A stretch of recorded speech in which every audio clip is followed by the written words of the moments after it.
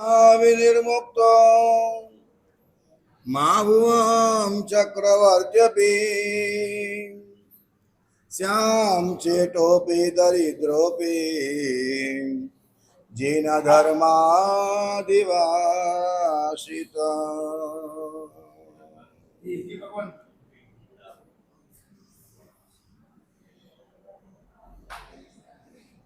अनादि अनंत काल से संसार सागर में भ्रमण करते हुए कितनी मेहनत, कितनी जहमत करने के बाद हमें यह अवसर मिला है।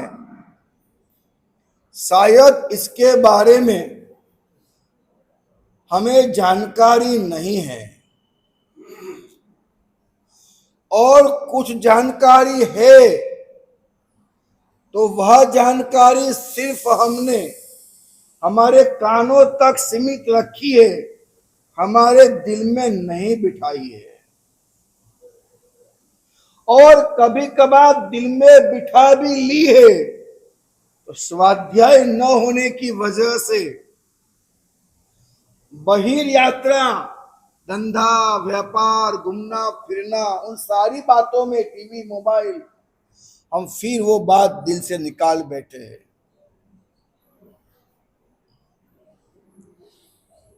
जीवन को अगर सफल करना है तो उसका सबसे पहला कोई रूल है, चाहे सफलता भौतिक हो चाहे सफलता आध्यात्मिक हो। सबसे पहला अगर कोई रूल है तो वह रूल है आप जहां हो वहां सही हो, क्योंकि आप जहां हो वहीं से आपकी यात्रा शुरू हो सकती है। और आपकी यात्रा अहमदाबाद की अदासा खड़की से अमेरिका तक जा सकती है। इसलिए सर्वप्रथम अगर कोई रूल है तो क्या है, आप जहां पर हो वहां सही हो। अधिकतम हम क्या करते हैं, हमें संप्राप्त हमारे जो हालात है हम उसकी निंदा करते हैं, घृणा करते हैं, अपमान करते हैं। हमारी बहनें आईने के सामने खड़ी रहती है और फिर मतलब आप क्या करते हो, आपको आप ही पसंद नहीं है तो बाकी और किसकी बात करेंगे। नहीं, आपने कभी नहीं समझा कि कोई दुनिया में ऐसा रूल है जो लंबा होगा वो लंबा जाएगा, जो वामन होगा विराट नहीं हो पाएगा। ऐसा कोई रूल है क्या? जो काला है वो काले करतूत करेगा, जो गोरा है वो गरिमा प्राप्त करेगा। कोई रूल है ऐसा? रूल कौन सा है?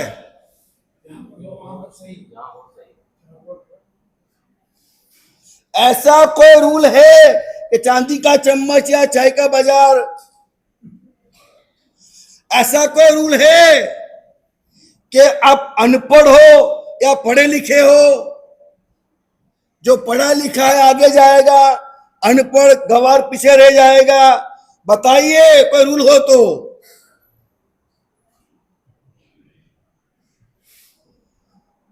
सुखी होने का और सफल होने का रूल कौन सा है?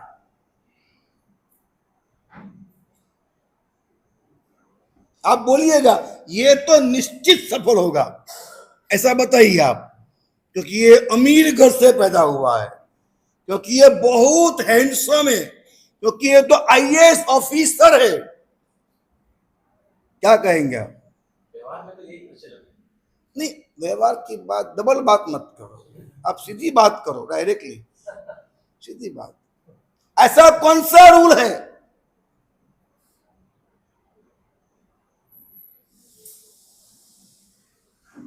मैं कुछ देखो, मैं आपको स्पष्ट बता देता हूं, मैं स्कूल में 4 किताब पढ़ा हूं। कितना? 4।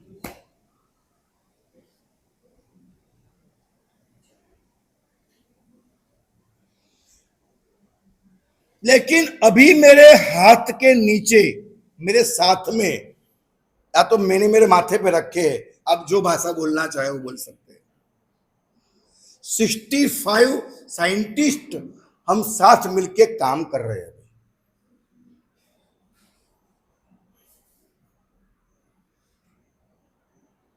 एक बार पालीताना के अंदर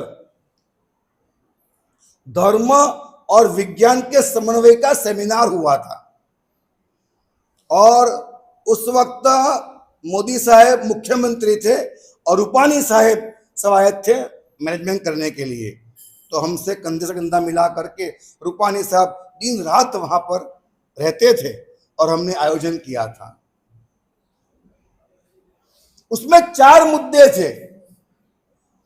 पहला मुद्दा था आत्मा है कि नहीं, दूसरा मुद्दा था पृथ्वी गोल है कि नहीं, तीसरा मुद्दा था पृथ्वी घूमती है कि नहीं, और चौथा मुद्दा था अपोलो यान चंद्रमा पे पहुंचा कि नहीं। ये 4 मुद्दे थे।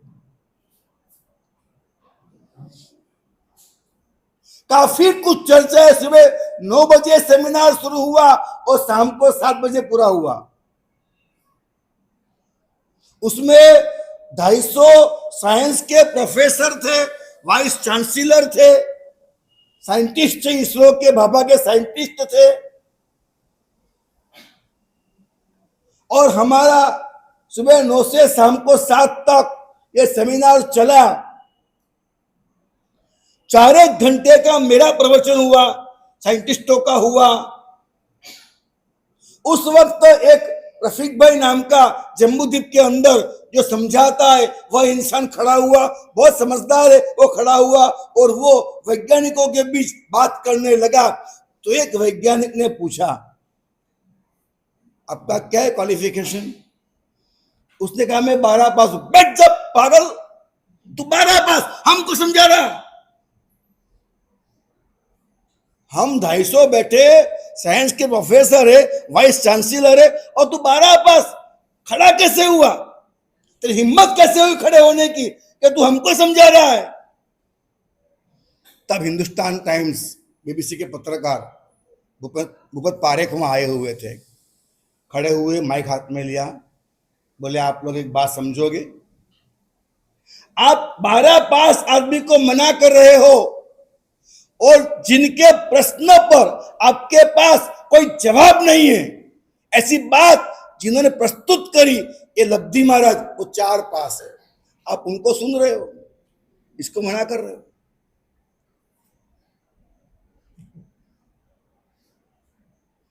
मेरा सिंपल सा सवाल है आपसे, सिंपल सा, कौन सी फॉर्मूला है कि जिस फॉर्मूला से आप सफल हो सकते हो? मुझे आपको वो फॉर्मूला देना है।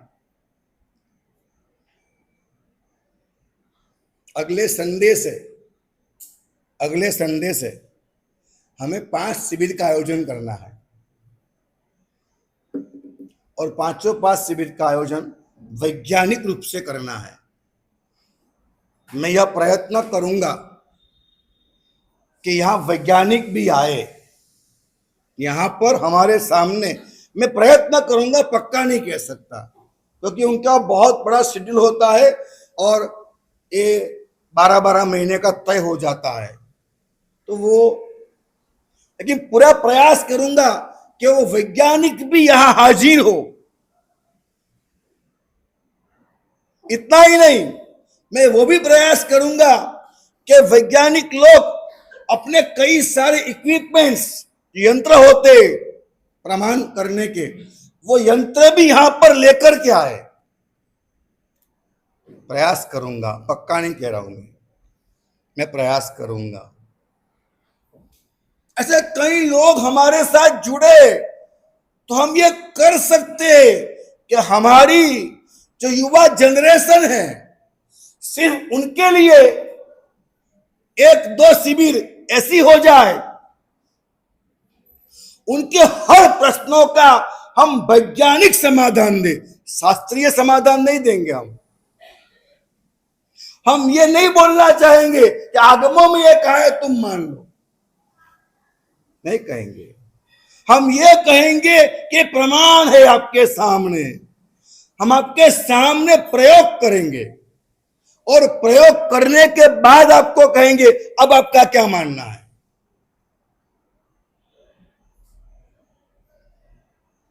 क्या आप चाहते ऐसा कुछ हो यहां पर?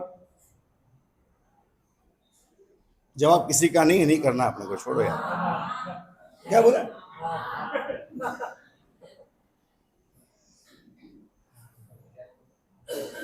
मैं पूछता हूं, क्या आप चाहते हो कि यहां ऐसी विज्ञान और धर्म के समन्वय का सेमिनार स्वरूप एक शिविर हो? पक्के से? नहीं, मुझे करना है कि आप भी कुछ करोगे?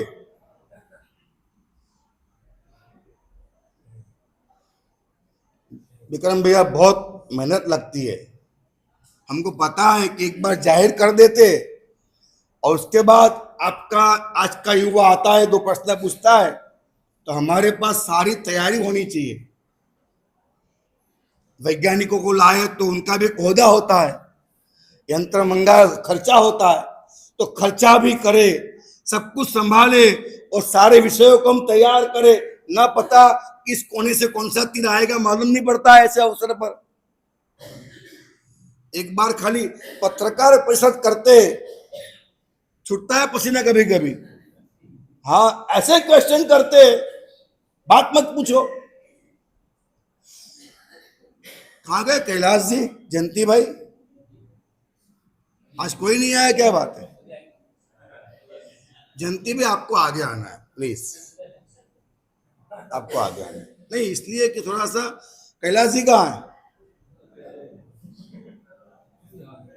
पनिशमेंट तो 1 लाख रुपए का।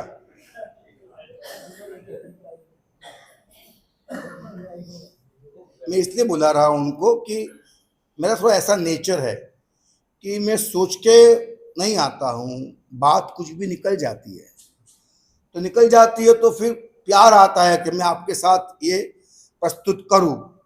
तो मैं थोड़ा कान पे बात रहे कि महाराज साहब ने प्रस्तुत किया है तो कैसे करना, और मैं बिना मीटिंग में उनका तय हुआ मैं कोई निर्णय करने वाला हूं भी नहीं, तो उनको मालूम भी रहे कि ये बात हो रही है। ऐसे मन में अभी साथ एक विचार आया, विज्ञान तीर्थ हम कर रहे हैं तो क्या ऐसा हो सकता है? ये विचार मुझे 8वां लेंस में नहीं आया था। क्या हम ऐसा कर सकते हैं कि हम ऐसी एक शिविर करें, ऐसा एक सेमिनार करें, एक करें या 2 करें, जिसमें वैज्ञानिक भी हाजिर हो, जिसमें ऐसे कई इक्विपमेंट्स यंत्र भी हाजिर हो, और जिससे प्रैक्टिकल प्रयोग के साथ कई सारी बातें समझाई जाए। क्या ऐसा हम कर सकते हैं? ऐसा मैंने पूछा सबको, कैसा हम कर सकते हैं जयंती भाई? तो थोड़ा आप याद रखिएगा, बैठ के बात कर लेते हैं कब करना है। मेरी तहे दिल से तमन्ना है, अंतर मन से इच्छा है कि मैं आपकी हर समस्याओं का समाधान प्रैक्टिकल दिखाऊं। आगमों में कहा है वो बात बाद में करेंगे, लेकिन तर्क के साथ, प्रयोग के साथ, प्रमाण के साथ, वैज्ञानिकों की हाजिरी के अंदर मैं ये सब आपको करके बताऊं। तो बात अपनी ये चल रही थी कि सफलता का आधार क्या है। मैं आपको बीच में एक बात बोल देता हूं, शायद आप जानते होंगे कि पंकज भाई जोशी नाम के एक साइंटिस्ट है, कोई जानता है? You can search in Google, आपका गुरु है उसको पूछ लीजिएगा। पंकज भाई जोशी नाम के साइंटिस्ट है। मैं आप सबको कहता हूं, आप सर्च कर लीजिएगा। टॉप 10 वर्ल्ड के साइंटिस्ट में उनका नाम है। और उसकी ये पहचान है, उसका ये ओहदा है कि आइंस्टाइन ने जो रिसर्च किया था उसको इसने ललकारा और उसके आगे की बात सिद्ध उसने की। वो साइंटिस्ट पंकज भाई जोशी है, भावनगर के है, हिंदू है, ब्राह्मण है। एक बार जब मेरी उनसे चर्चा हो रही थी, वार्तालाप हो रहा था, मतलब आपको सुन के ताज्जुब होगा कि पंकज भाई जोशी ने मुझे कहा, महाराज साहब क्या बोल रहे हैं आप। उन्होंने ये कहा कि भगवान महावीर ऐसे है, उनकी महान वीरता ऐसी है, उनका ज्ञान ऐसा है, उन्होंने ऐसी बातें कही है, हम कभी सोच भी नहीं सकते कि भगवान महावीर ने ऐसी बातें कही है। और बातें करते करते करते उन्होंने मुझे कहा, महाराज साहब कौन कहता है कि आप साइंटिस्ट नहीं है, आप साइंटिस्ट हैं। क्या बोले वो? कौन कहता है कि आप साइंटिस्ट नहीं है, आप साइंटिस्ट है। और जब अभी विज्ञान तीर्थ की प्रतिष्ठा थी, तब भंडारी साहब, पोखरना साहब, जीवराज भाई और पंकज भाई, ये सारे साइंटिस्ट पधारे थे। मेरी जानकारी के बाद अचानक से उन्होंने फैसला किया और उन्होंने मुझे एक उपाधि दी। साइंटिस्टों ने मुझे एक उपाधि दी, एक पदवी दी साइंटिस्टों ने। पता है क्या दी? उन्होंने मुझे उपाधि दी जैन विज्ञान फिलोसोफर। जैन विज्ञान फिलोसोफर नाम की उन्होंने मुझे उपाधि दी। उन सब ने मिलकर मेरे को प्रदान की। अब समझ सकते हैं, 4 किताब पास एक लड़का जिसको साइंटिस्ट की उपाधि दे, हो सकता है क्या ऐसा? हो सकता है।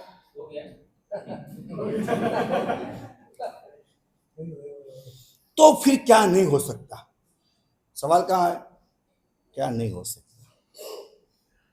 अगर आपकी प्रामाणिक मेहनत है, आप यहां पर आए हैं और आप अगर ये चाहते महाराज साहब के एक्शन कैसी है, एक्सप्रेशन कैसे है, दृष्टांत कैसे देते हैं, तर्क कैसे होते हैं, जोश सुनाते हैं कैसे, हमको हंसाते हैं कैसे, सासू बहू की बातें कितनी चिताकेदार पेश करते हैं, अगर आप वो चाहोगे तो हम वो भी दे देंगे, हमको देना आता है। लेकिन मैं ये चाहता हूं कि टाइम वेस्ट ना हो। इस चौमासे के बाद आपकी जिंदगी बदल जाए, आपको किसी भी तरह की सफलता प्राप्त करने के लिए किसी के आशियाने में जाने की जरूरत नहीं है। आप स्वयं अपना विकास करने के लिए सारे रास्ते खोल दो, ये बात हो सकती है। सफलता प्राप्त करने के लिए सबसे अहम बात जो है, वो सबसे अहम, सबसे महत्व की बात जो है, वो ये है कि आप जहां हो वहां सर्वश्रेष्ठ हो।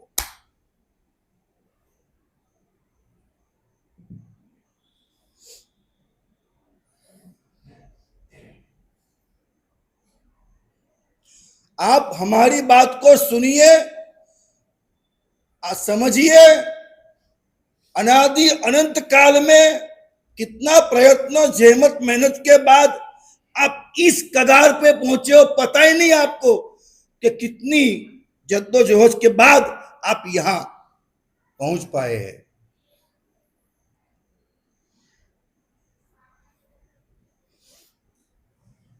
आपको पता है हम साधु हैं। आप कौन है? आपको शावक क्यों कहा गया? आप जैन है कि नहीं है? जैन है। मैं सिर्फ पूछता हूं, जैन जाति है क्या? जैन समाज है क्या? जैन क्या है? जैन नाम की आपकी जाति है, जैन नाम का आपका समाज है, जैन नाम का आपका धर्म है। इन तीन में आप क्या है? जैन धर्म है, जैन जाति है या जैन समाज है? आप क्या है?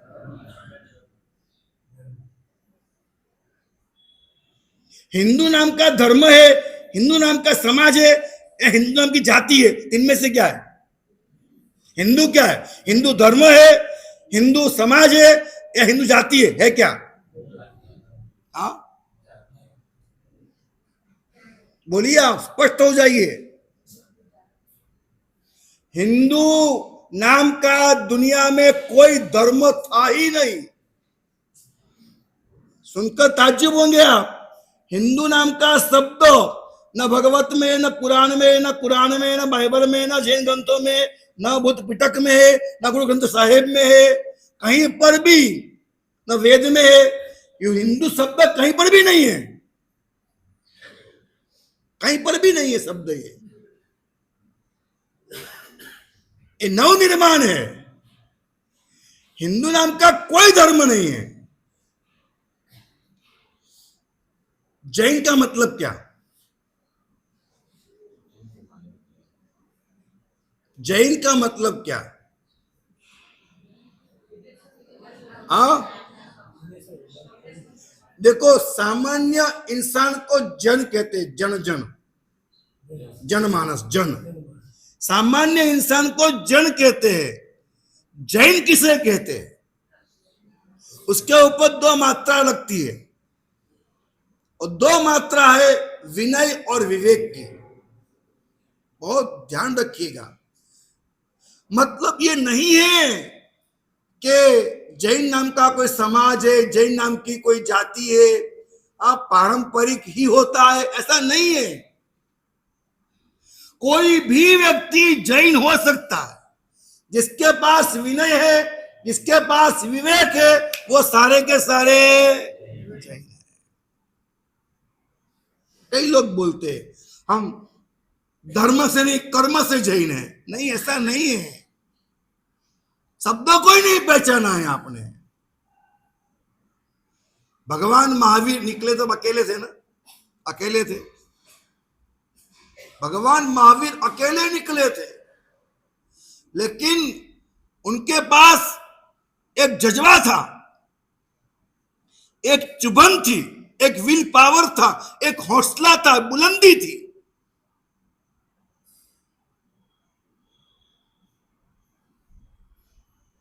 एक बार भगवान महावीर ने मुझे कहा,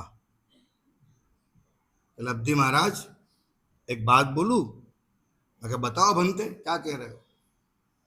भगवान ने कहा, मैं जब घर से निकला तो लोगों ने मुझे पत्थर मारे।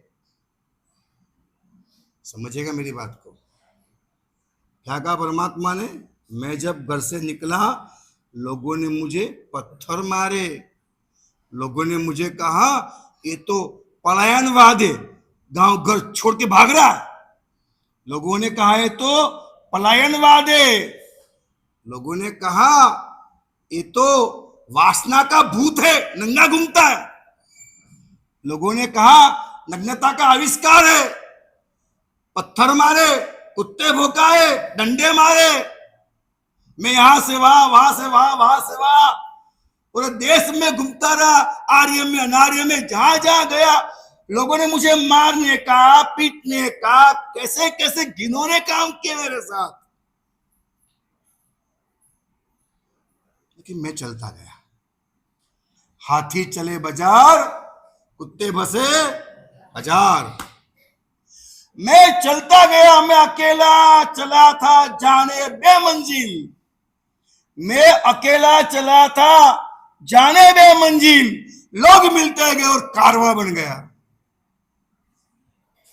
भगवान ने कहा, मैं निकला था जब पागलपना कहा, पलायनवाद कहा, वासना का भूत कहा, अन्यथा का आविष्कार कहा, पत्थर मारे, लाठी मारे, कुत्ते भौंकाए, सब कुछ किया, सब कुछ किया। मानवता की सारी हदें पार कर दी, उतना मुझे मारा, उतना मुझे पीड़ा, उतना परिश्रम दिया, सारी जनता ने मारा, सारी जनता ललकारा, लेकिन मैं चलता गया, चलता गया, चलता गया, चलता गया, चलता गया। लब्धि महाराज, कान में बोलता हूं, किसी को मत बोलना, कभी कान में बोलता हूं आपको, किसी को मत बोलना। भगवान ने कहा आज वही लोग मेरे मंदिर में मेरी मूर्ति बिठा के मेरी पूजा करते हैं, वही लोग है, पत्थर मार रहे थे ना, वही लोग है, कोई अलग नहीं है।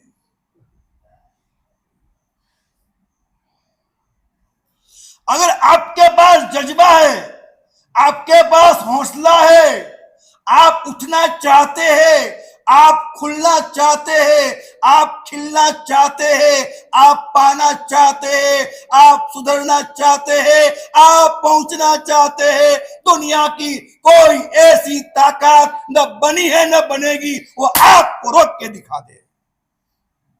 हो नहीं सकता, ये हो नहीं सकता कि आप आंखें खोलना चाहे और आपकी आंख पर कोई पट्टी बांधे, हो नहीं सकता।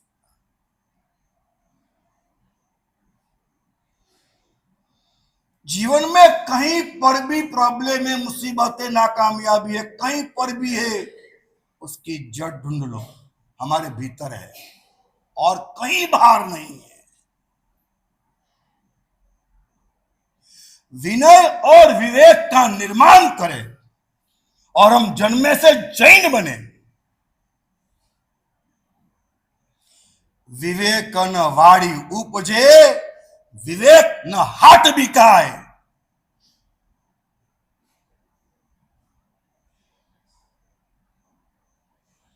विवेक न वाड़ी उपजे, किसी भी बगीचे के अंदर विवेक पैदा नहीं होता। मेरा शब्द सुनिएगा, विवेक न कोई शास्त्रों में है, ग्रंथों में है, विवेक न कोई व्याख्यान में है, प्रवचन में है,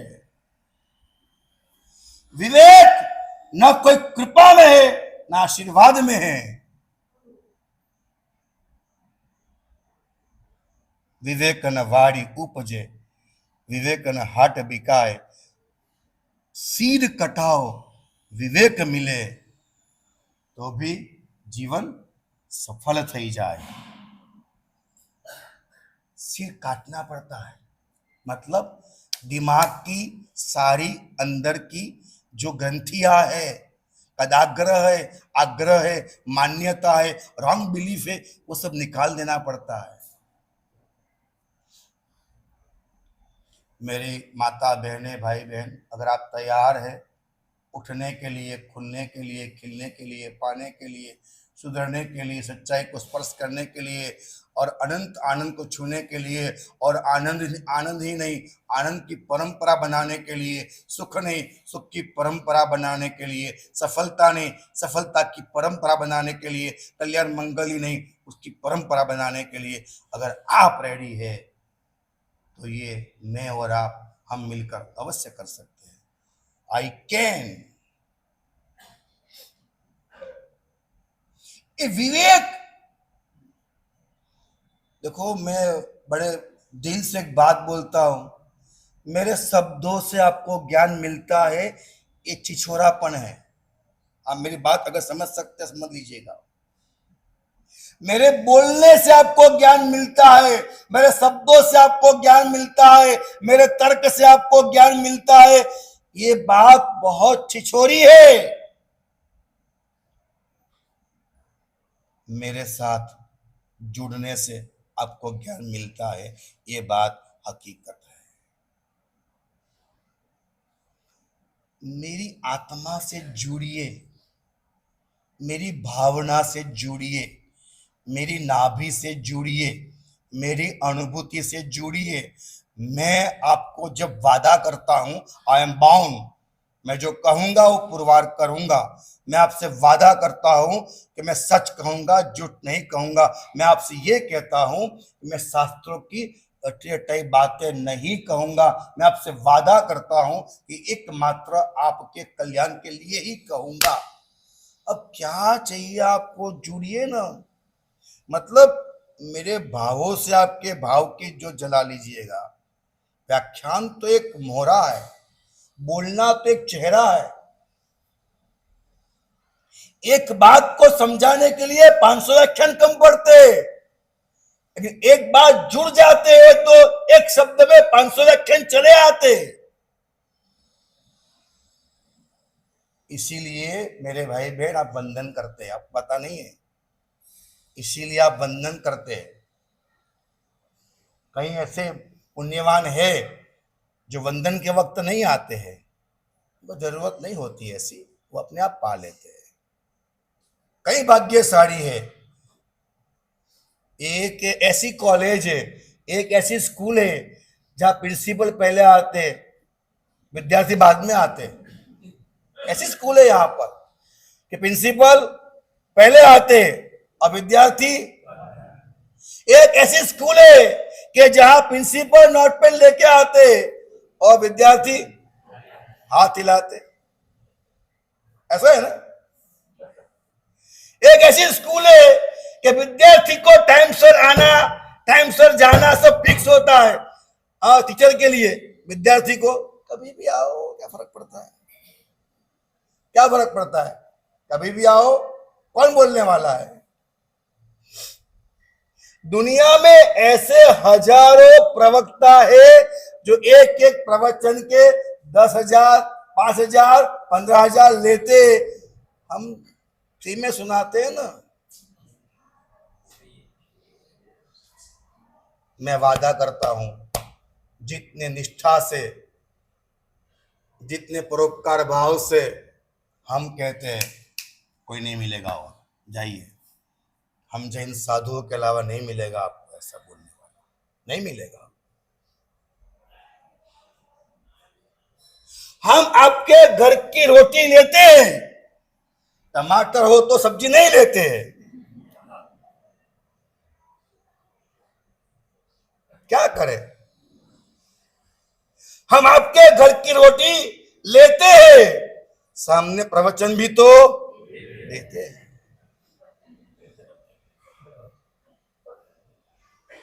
क्या जयंतीलाल जी, लेकिन आप इतने उदार दानवीर है, बोले रोटी भी आप रखो, प्रवचन भी आप ही रखो। महाराज साहब, हमें बदले में कुछ नहीं चाहिए, हम तो उदार है, बदले में कुछ नहीं चाहिए। रोटी भी ले जाइए और व्याख्यान भी आपके पास रखिए, आप देते बराबर है, ये मत समझना हम लेते हैं। विद्यार्थी ने पूछा टीचर को, नहीं टीचर ने पूछा विद्यार्थी को, टीचर ने पूछा विद्यार्थी को, यथार्थ और भ्रमणा का फर्क समझाइए। टीचर ने कहा विद्यार्थी को, यथार्थ और भ्रमणा का, illusion and reality, what is difference between two, समझाइए। एक टीचर बोल क्या कहता है, उसने कहा टीचर कान खोल के सुन लीजिए, आप हमको पढ़ाते हैं वो यथार्थ है, आप मानते हैं कि हम पढ़ते हैं वो भ्रमणा है। हाँ, इतना ही फर्क है। हाँ, आप ये मत समझना कि हम ले लेंगे, आपको पता नहीं होगा, हमारे गुरु ने हमको, उनके गुरु ने उनको, उनके गुरु ने उनको, हम सबको परंपरा से परमात्मा मामे ने एक बात कह दी है, एकांते स्वात्म हिताय दातव्य प्रवचन श्रेणी, स्पष्ट कहा हुआ है। मैं बोलता हूं, नजदीक मेरे कान है, मेरा कल्याण हो, मैं पालू, मैं समझ लू, मैं बोलू मैं समझू, मैं बोलू मैं समझू, मैं बोलू मैं समझू, इसीलिए प्रवचन देना। लोग समझ जा, ये समझ के कभी प्रवचन मत देना, वरना निराशा फैल जाएगी। कहा हुआ है हमको। क्या लगता है आपको, सही है ना? हाँ,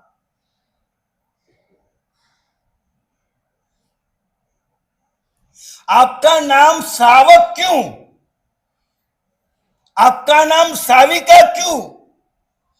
दुनिया में कहीं पर भी जाइए, कोई भी धर्म देख लीजिए, उनके अनुयायियों को, उनके भक्तों को, उनके शिष्यों को कभी सावक नहीं कहा गया, कभी साविका नहीं कहा गया। तो क्यों ऐसा?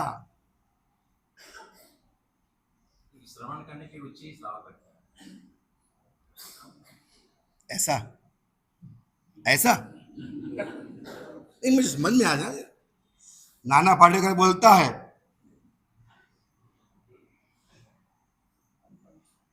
तो रुचि किसको होती है? नाना पाटेकर बोलता है तो श्रवण करने की रुचि किसको होती है? जिसको होती है वो सब सावक है। कपिल शर्मा बोलता है, वो जो बोलता है रुचि रखते हैं वो सब सावक है। क्या लगता है आपको? जिन वचन, मतलब जिन वचन जो मैं यहाँ बोल रहा हूं आप सब सुन रहे, आप सावक है। कह दीजिए, मुझे पता चले। देखो एक ही बंदा है जो बोलता है, हाँ नहीं बहुत जरूरी है, आप बोलिए। देखो बोलेंगे तो चोट खाएंगे, लेकिन पाएंगे जरूर। मैं इनको सलाम करता हूं, ये आगे बैठने के लायक है, लायक ही है। प्रश्न करते हैं, पूछेगा तो चोट भी लगेगी। तो क्या कभी कभी सबको हंसाने के लिए थोड़ा बोलना पड़ता है, सबको मारने इनको मारना पड़ता है, ये तो होता है ना। हमको उस बात सबको कह रहे हैं, इनको बोल देते हैं, समझते हैं कि समझता है, इनको बोलोगे तो बुरा लगेगा नहीं, परिपक्व इंसान है, तो नाम देके ठोक देते कभी कभी।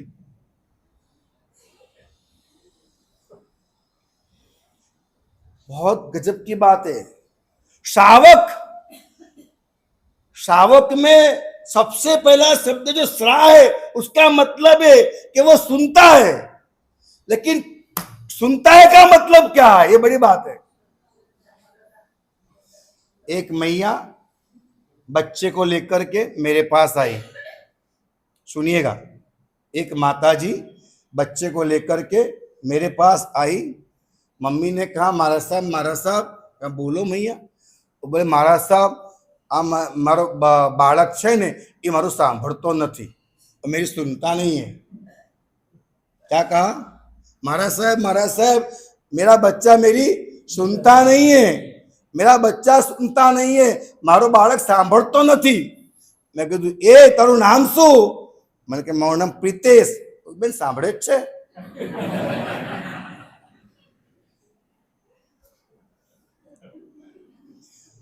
તમે સાંભળો છો ને? आप सुनते हैं? हाँ, वो भी सुन रहा था।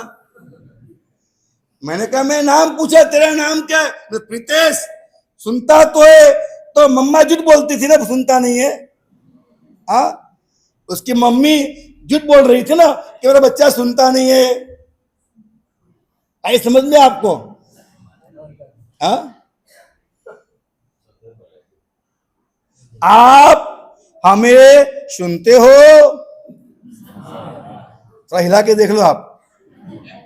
हाँ, आप हमें सुनते हो? श्रद्धा राखे जिन वचन पर विवेक थी वर्ते जे, विवेक थी वर्ते कीजे, क्रिया करे जिन वचन अनुसार शावक जानो ते।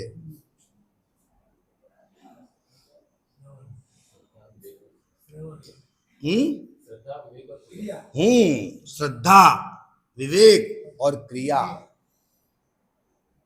श्र का मतलब एक दूसरा मतलब है कि श्र का मतलब सुने, व का मतलब वावनी करे, और क का मतलब क्रिया करे। राजा के दरबार में एक व्यक्ति आया 3 पुतली लेकर के। बोले 3 पुतली है, इसमें से आपको कौन सी पुतली चाहिए? अजय ने कहा कि कोई भी एक दे दो, जो इच्छा हो 3 में से कोई भी एक दे दो। बोले ऐसा नहीं, ये पुतली जो है वो 1.25 लाख की है, ये पुतली जो है वो 21,000 की है, और ये पुतली जो है वो मात्र 5 रुपये की है। अरे इतना बड़ा फासला, 1.25 लाख, 21,000 और 5 रुपया। बोले आप तराश लीजिए, आप देख लीजिए। तीनों पुतलियां ली, सब देखा, हाथ देखा, पैर देखा, कपड़े, मुंह, कान, नाक, आंख, सब तरह तरह से, कुछ मालूम नहीं पड़ा। तो अकबर ने बुलाया बीरबल को, यहां देख, देख तू ऐसा क्यों कहता है कि ये पुतली 1.25 लाख की है, 21,000 की है और ये 5 रुपये की, ऐसा क्यों कहता है?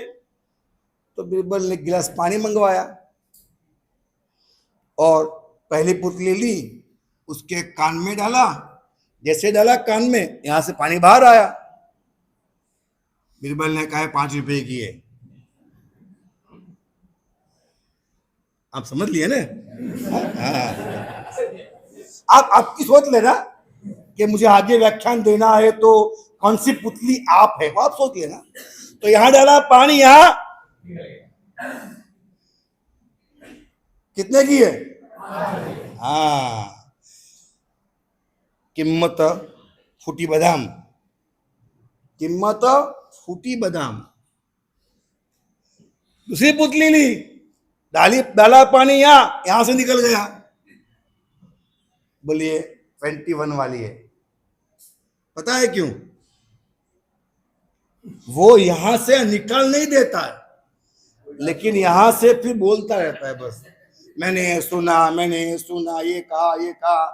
अधिकतम लोग व्याख्यान लिखते हैं, व्याख्यान सुनते हैं, बाहर जाकर पता है तुझको, मैंने ये सुना, मैंने ये समझा, मुझे मालूम पड़ता है, मैं जानता हूं। अपना ज्ञान दुनिया को दिखाने के लिए सुनता है। पप्पू को लेकर के, मेरे सामने घड़ी दिखती नहीं मेरे को, अभी लाइट बंद हो गई तो घड़ी कहाँ पर? ठीक है, यहाँ रख दो ना, सेल की 10 बाकी है, टाइम राइट है, 10 है, आगे 5 मिनट मोबाइल के टाइम के हिसाब से, इसके टाइम के हिसाब से 5 मिनट का है, मतलब आप 10-5 तक चलेंगे। ठीक है।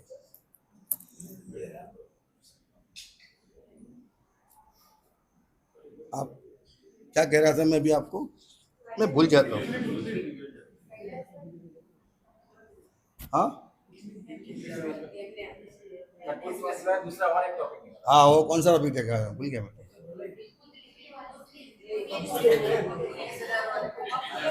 पप्पू, पापा पप्पू को लेकर,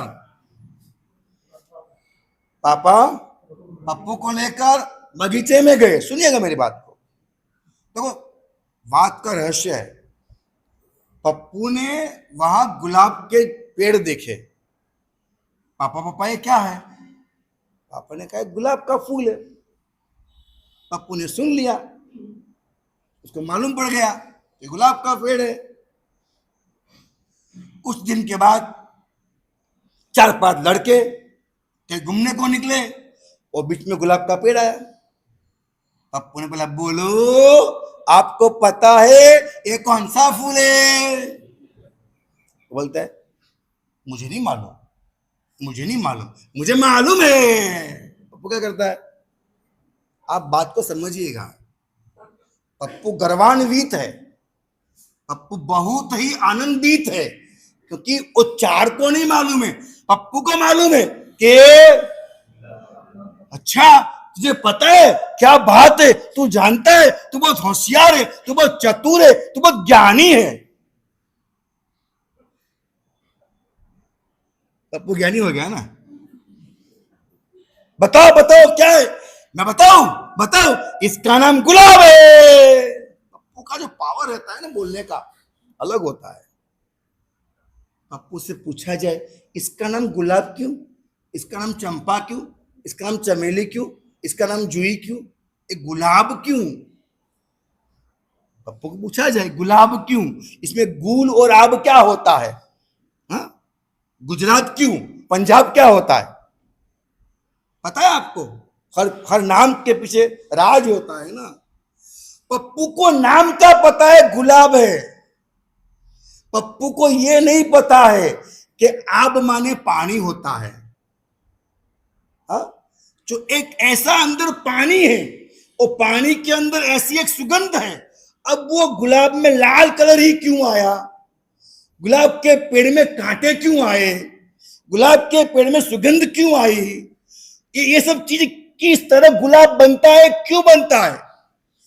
क्यों सुवास महकती है, इसके पीछे क्या वजूद है, ये कोई बात पप्पू नहीं जानता।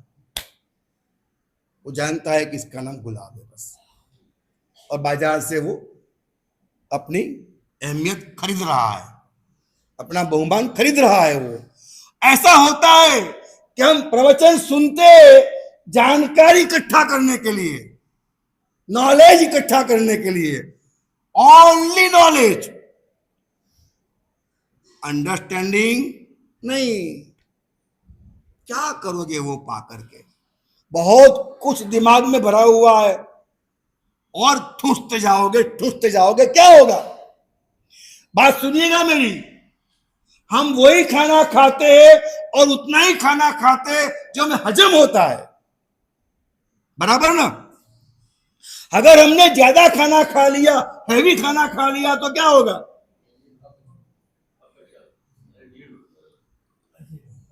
और जब होता है अजीर्ण तो क्या होता है,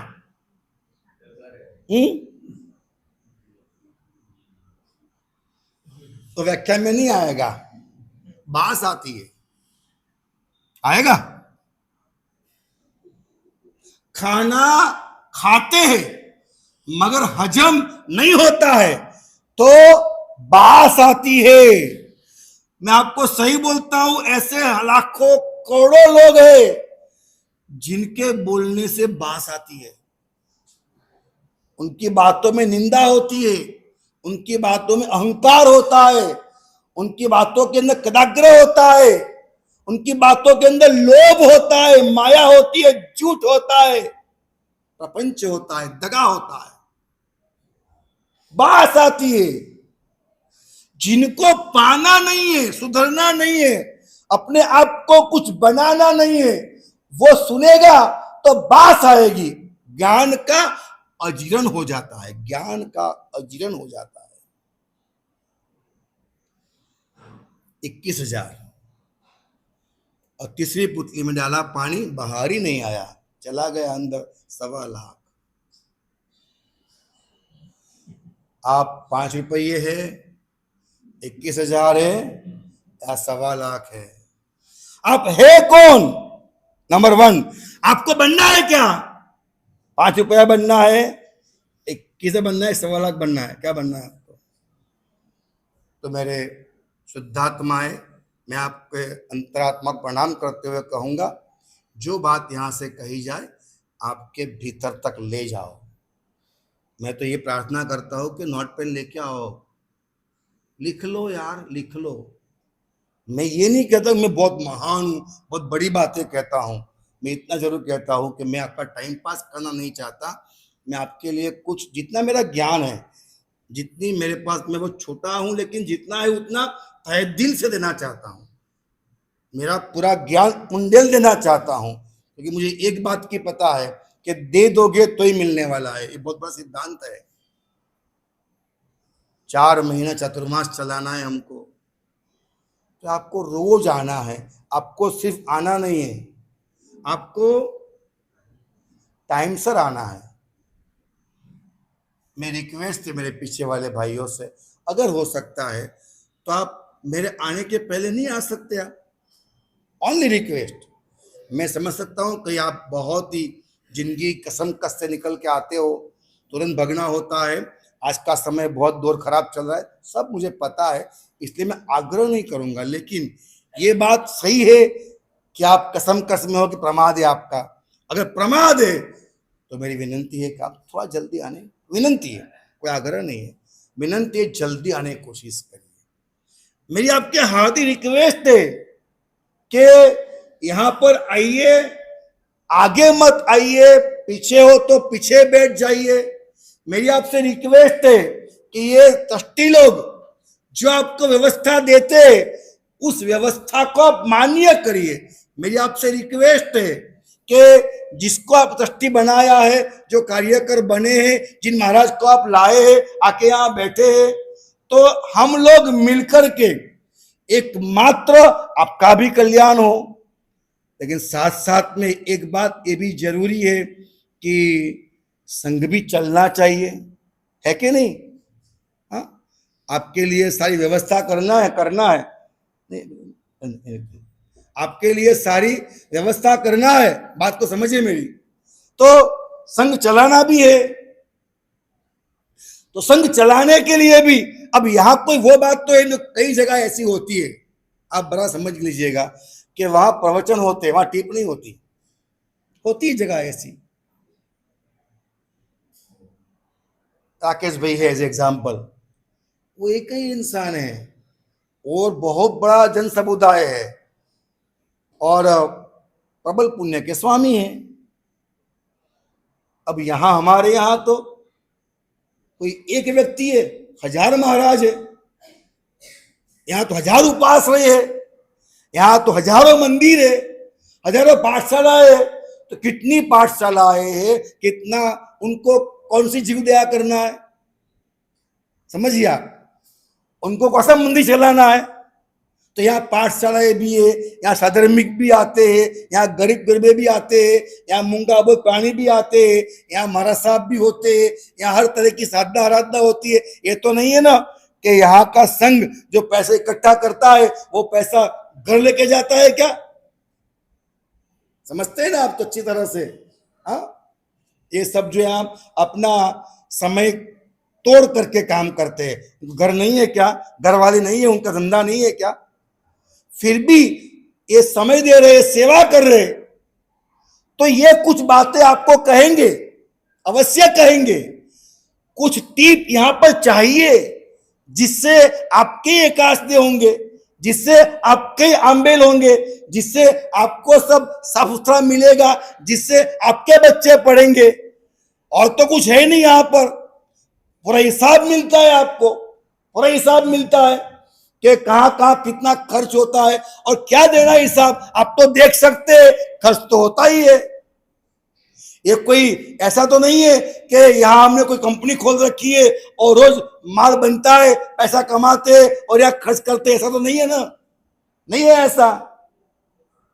तो रोज रोज का यहाँ खर्च होता है और जितना खर्च होता है उतना ही आपसे लिया जाता है और जो लिया जाता है वो खर्च कर दिया जाता है। कहां बचाते, कहां बचाते।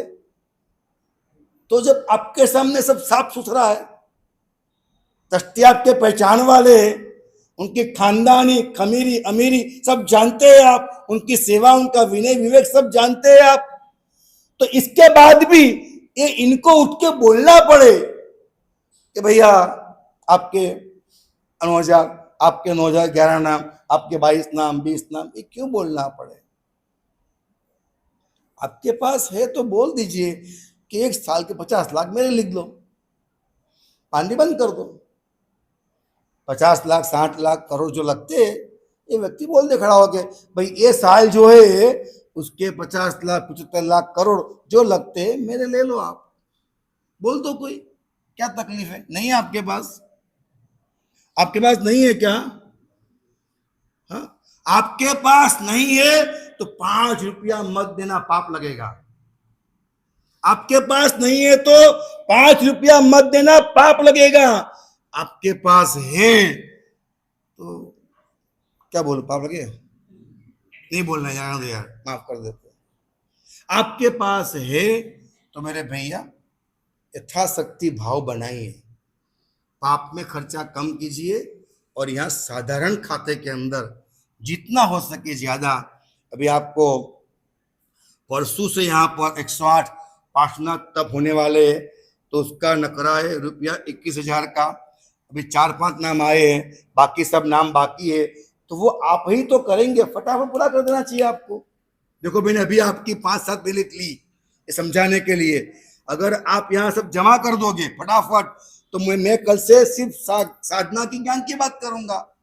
लेकिन अगर नहीं पहुंचाओगे तो प्रेरणा करना पड़ेगी आपको। तो मैं चाहता हूं, मैं बार बार आपसे ना कहूं, आप बहुत सुगना है, समझदार है, व्यवस्था से वाकिफ है, विश्वास परिपूर्ण है, तो आपको साधारण खाते के अंदर जो रकम लिखानी होती है उसमें आप दिल खोल के और भावना बना करके आप रोज बरोज जो बात रखी जाए आप लिखाते रहिए, आप देते रहिए, व्यवस्था में लोग आगे बढ़े। बोलो श्री वर्धमान स्वामी भगवान की जय। एक बात खाली मैं कह देता हूं, एक बात खाली मैं कह देता हूं कि यहाँ पंच रविवार यह शिविर, ये 13 तारीख के बाद से 5 रविवार की शिविर होगी। और इसमें सबसे पहली शिविर में करने वाला हूँ माइंड मैनेजमेंट।